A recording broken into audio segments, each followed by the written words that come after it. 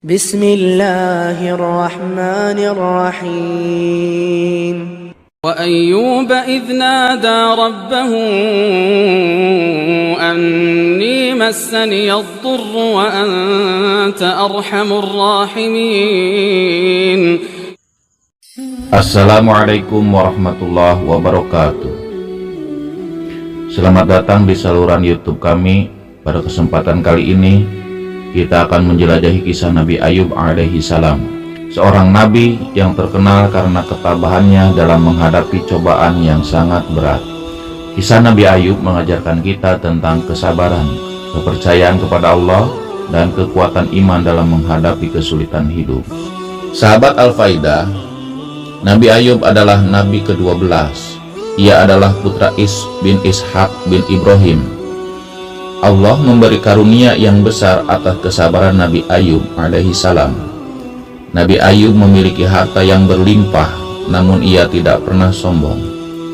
Nabi Ayub senantiasa beribadah tak henti-hentinya kepada Allah Subhanahu wa Ta'ala. Hal ini membuat iblis gerah. Iblis tidak senang melihat ketaatan Nabi Ayub alaihi salam. Ia bertekad untuk menggoda Nabi Ayub. Kemudian Allah mengizinkannya agar Nabi Ayub menjadi teladan bagi umat manusia. Iblis pun mengumpulkan anak buahnya untuk menggoda Nabi Ayub alaihi salam. Mereka menyusun rencana agar dapat menggelincirkan Nabi Ayub alaihi salam. Hei para iblis, aku mempunyai rencana untuk membuat Nabi Ayub tidak taat lagi pada Allah. Baiklah, apa rencanamu? Aku tugaskan kamu untuk memberi penyakit pada hewan ternak yang Ayub miliki. Aku pun ingin ikut serta. Baiklah, kalau begitu kau bakar rumah serta harta kekayaannya. Baik. Kemudian para iblis melakukan rencana busuk mereka itu. Astagfirullahaladzim, astagfirullahaladzim, kata Nabi Ayub.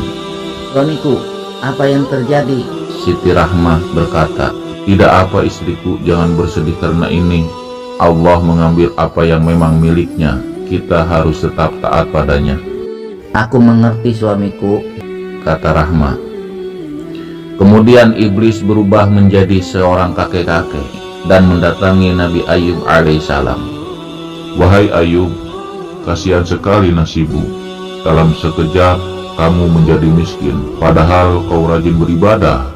Mengapa Tuhanmu tidak menolongmu sedikit pun? Untuk apa kau menyembahnya?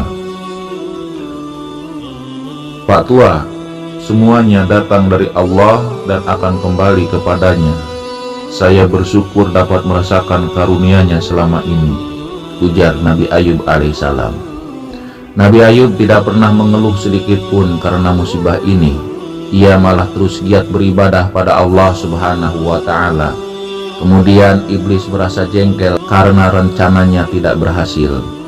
Iblis pertama berkata, rencana kita tak kunjung berhasil. Apa ada yang memiliki rencana?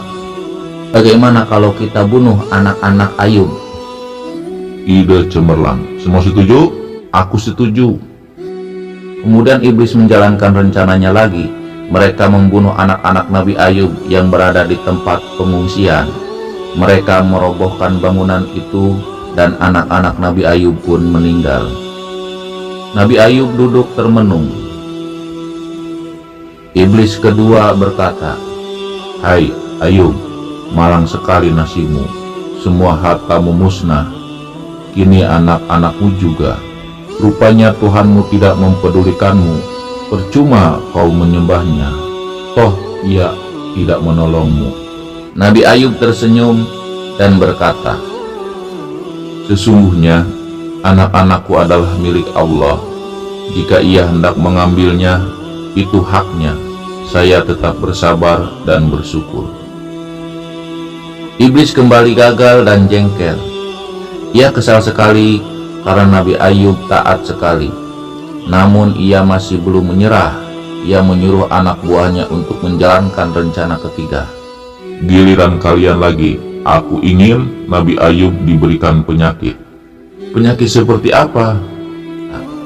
Bagaimana penyakit yang membuat Ayub menjadi buruk rupa dan busuk? Ya, dan para manusia itu tidak akan ada yang mau mendekatinya. Baiklah, aku setuju.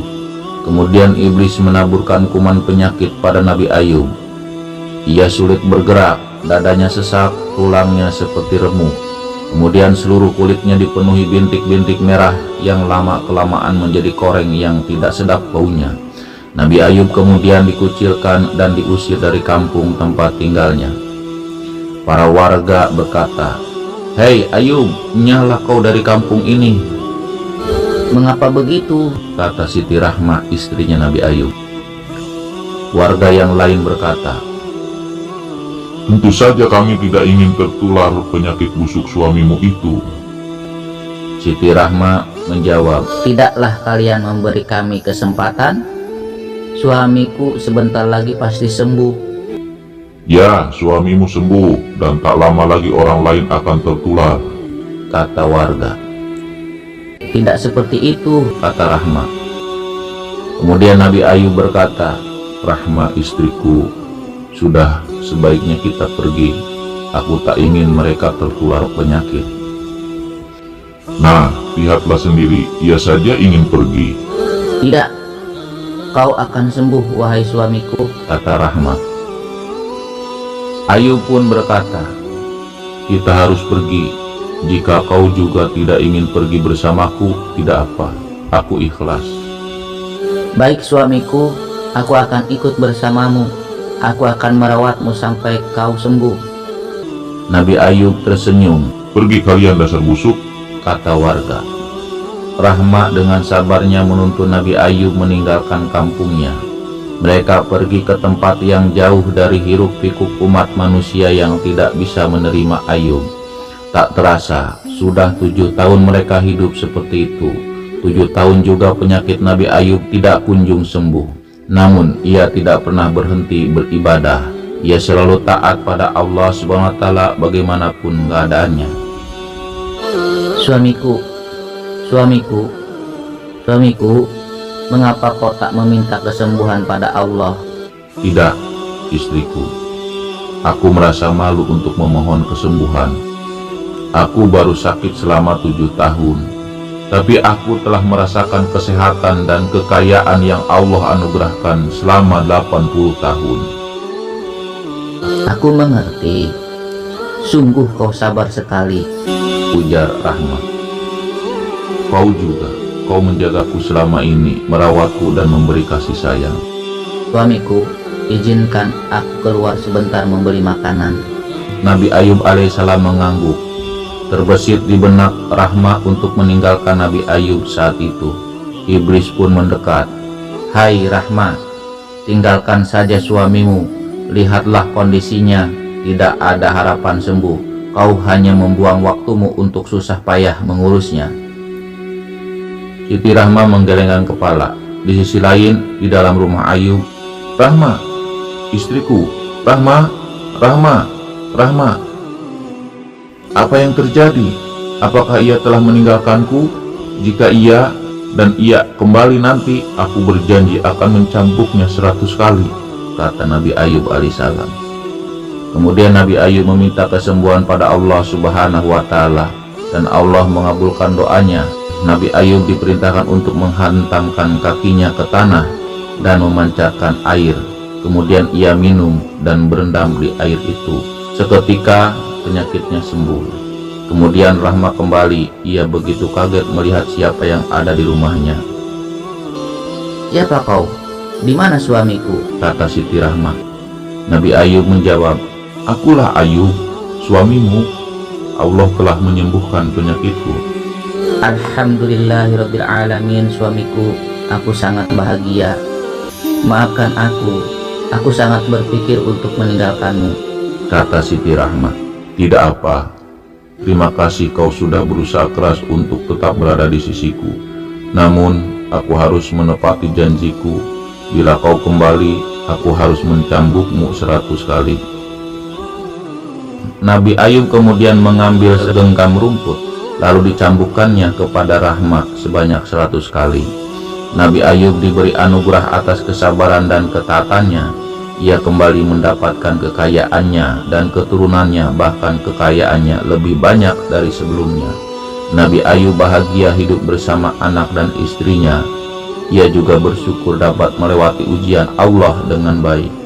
Ia terus melanjutkan tugasnya berdakwah, menyebarkan agama Allah pada kaumnya. Sahabat Al-Faidah, kisah Nabi Ayub mengajarkan kita beberapa pelajaran berharga.